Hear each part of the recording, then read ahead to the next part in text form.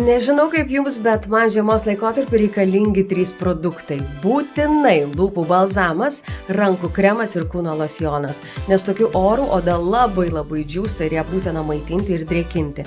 Taigi aš naudoju Nile Sense produkciją, naudoju lūpų balzamą, labai malonios tekstūros, labai skaniai kvepia, tai tikras lūpų spa.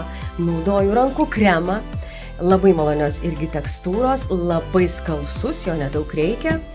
Ir naudoju kūno losjoną. Kūno losjonas yra taipogi su krokodilo aliejumi ir ne tik drėkina, bet dar ir yra anti-aging.